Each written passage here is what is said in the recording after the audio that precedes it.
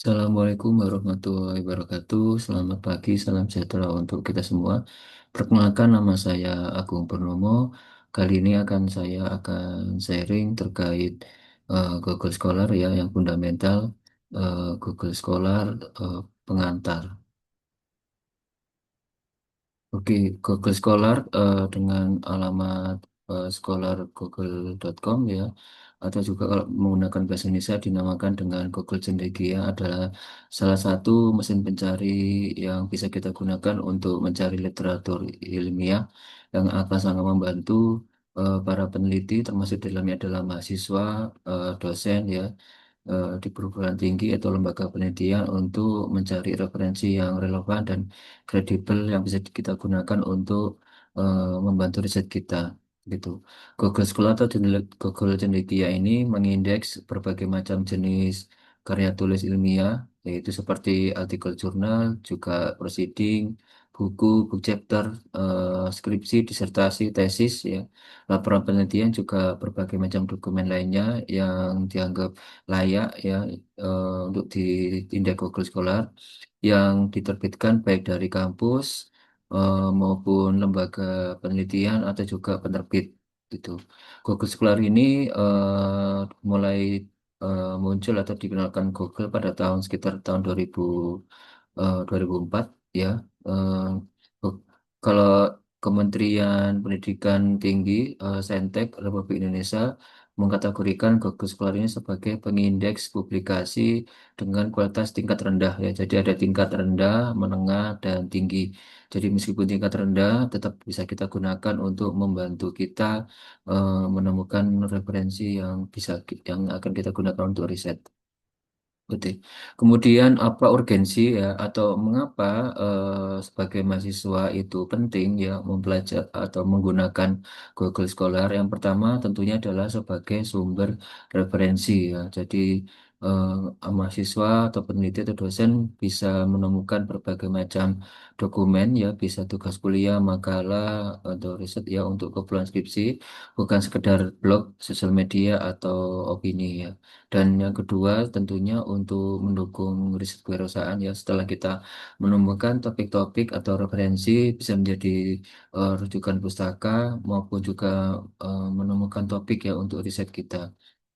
Kemudian yang ketiga, karena kita menemukan referensi ya, memilah-milah referensi sehingga kita mahasiswa maupun peneliti bisa membangun literasi penelitian ya dan berpikir kritis ya. Jadi bisa memilah-milah referensi berdasarkan kualitas penerbitnya atau tahunnya atau jenisnya gitu.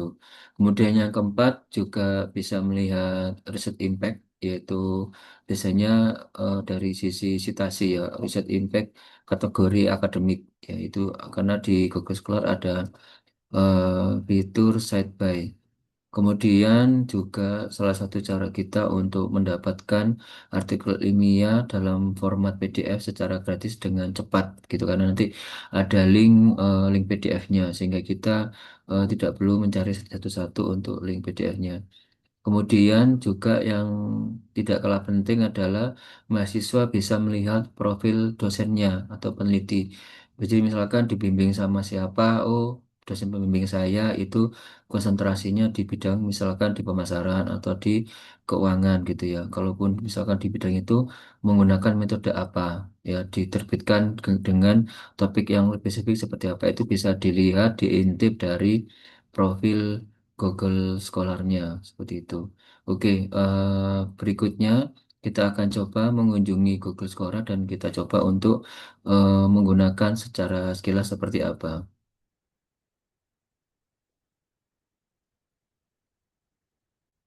Oke, untuk mengunjungi Google Scholar kita tinggal mengetik scholar